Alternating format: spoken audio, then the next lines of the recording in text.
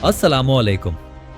आज हम बात करेंगे एक ऐसे सवाल पर जो सिर्फ सादा फौजी ताकत से मुताल्लिक नहीं बल्कि कौमी गैरत, तकनीकी महारत और स्ट्रेटेजिक विजन से भी जुड़ा हुआ है। सवाल ये है कि अगर कभी पाकिस्तान और इजराइल आमने सामने आ जाएं, तो क्या पाकिस्तान उसका सामना कर सकता है? इस सवाल का जवाब सिर्फ हाँ या ना में देना निहायत सतही होगा। इसलिए आज हम एक गहरा तज्जिया करेंगे, ऐसा तज्जिया जो सिर्फ आदाद व शुमार पर नहीं बल्कि ज़मीनी हकीकत, अस्करी हिकमत अमली और तारीख पर मबनी होगा।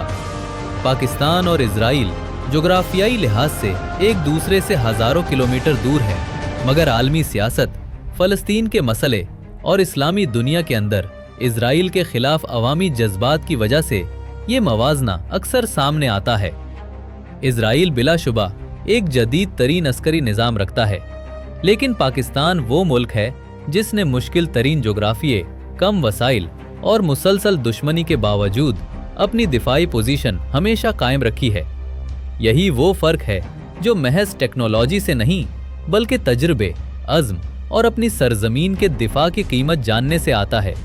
इक्तिसादी तौर पर अगर देखें तो पाकिस्तान का जीडीपी तकरीबन 375 अरब डॉलर है, जबकि इजराइल का जीडीपी इससे कुछ ज्यादा यानी 525 अरब डॉलर के करीब है। लेकिन ये महज नंबर हैं।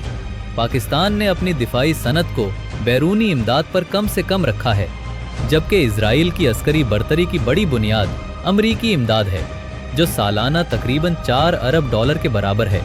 इससे जाहिर होता है कि अगर बैरूनी इमदाद ना हो तो इजराइल का सिस्टम इतना खुद मुख्तार नहीं जितना कि वो जाहिर करता है। जबकि पाकिस्तान ने चीनी ताउन के साथ JF-17 जैसे फाइटर जेट बनाकर दुनिया को दिखा दिया कि हम खुद कफालत की तरफ जा रहे हैं। अब फजाइया पर बात करें तो ये बात किसी शक व शुबा से बालातर है कि पाकिस्तान की फजाइया दुनिया की सबसे तजुर्बाकार एयर फोर्सेज में शुमार होती है। 1965, 1971, कारगिल और हालिया बरसों में होने वाले फजाई टकराव में पाक फजाइया ने हमेशा तकनीकी महारत, हिकमत अमली और जुरत की आला मिसाल कायम की है। खास तौर पर 2019 में जब भारत के 2 जंगी तैयारे और एक पायलट को हिरासत में लिया गया। ये एक ऐसा वाकया था जिसने दुनिया को पाकिस्तान की फजाई ताकत की झलक दिखा दी। पाकिस्तान के पास F-16 फाइटर जेट्स हैं, जो आज भी बेहतरीन जंगी तैयारों में से हैं, और साथ ही JF-17 थंडर है जो मुसलसल अपग्रेड हो रहा है। JF-17 ब्लॉक 3 की सलाहियतें अब BVR beyond visual range missiles, AESA radar और इलेक्ट्रॉनिक वॉरफेयर से लेस हैं, जो इसे एक हकीकी 4-5 जनरेशन फाइटर बनाते हैं। इसराइल के पास अगरचे F-35 जैसे जदीद तैयारे मौजूद हैं, लेकिन उनके मुकाबले में पाकिस्तान की फजाइया का तजर्बा, जारहाना सलाहियत और मिशन प्लानिंग ज़्यादा मुतहर्रिक और अमली साबित हुई है। इसराइल ने दहाइयों से कोई बराह रास्त फजाई जंग नहीं लड़ी, जबकि पाकिस्तान मुस्तकिल एक फ़ाल जंगी माहौल में तरबियत याफ्ता है। बुरी फ़ौज की बात की जाए तो पाकिस्तान आर्मी दुनिया की 6ठी सबसे बड़ी फ़ौज है, जिसमें न सिर्फ तादाद बल्कि तजर्बा भी बेमिसाल है। दहशतगर्दी के खिलाफ तवील जंग, सरहदी झड़पें और आलमी अमन मिशन, उन सब ने पाकिस्तानी फ़ौज को हकीकी मानों में एक प्रोफेशनल फोर्स में ढाल दिया है। इसराइली ज़मीनी फ़ौज अगरचे हाई टेक आलात से लेस है, मगर उनका मैदान जंग महदूद और अक्सर शहरी इलाकों में रहा है। पाकिस्तान की फ़ौज ने पहाड़ों, सहराओं, जंगलात और शहरी इलाकों में अपनी सलाहियतों को आजमाया है। मिसाइल टेक्नोलॉजी में पाकिस्तान अब एक मुस्तहकम न्यूक्लियर पावर है, जिसके पास बाबर, शाहीन, गौरी, नसर और रात जैसे मिसाइल सिस्टम्स मौजूद हैं।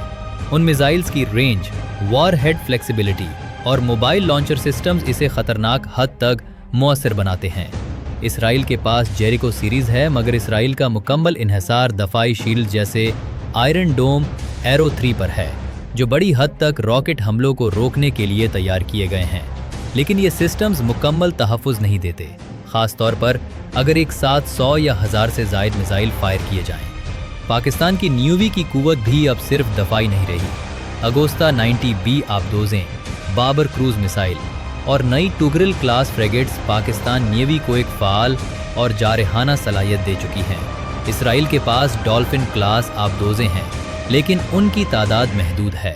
اور ان کا فوکس زیادہ تر مڈل ایسٹ پر رہتا ہے۔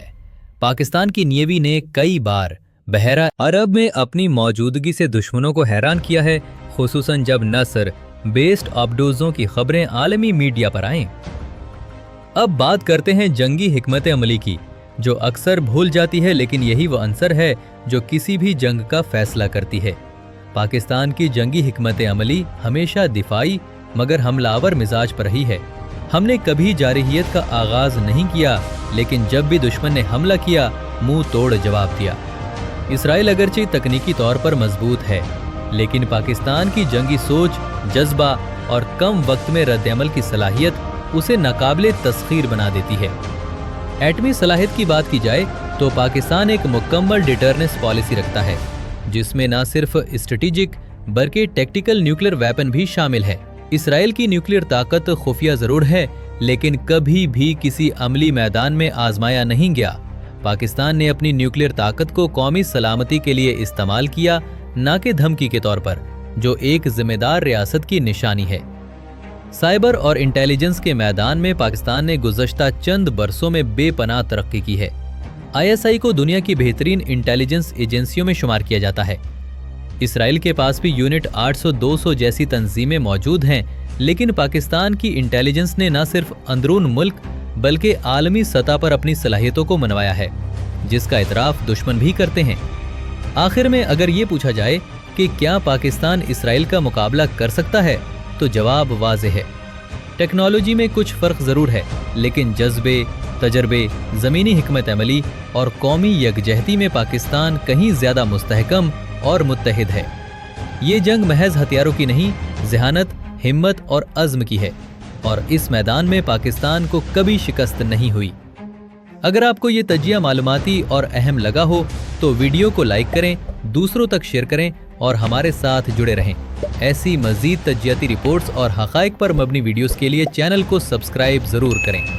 اللہ نگہبان۔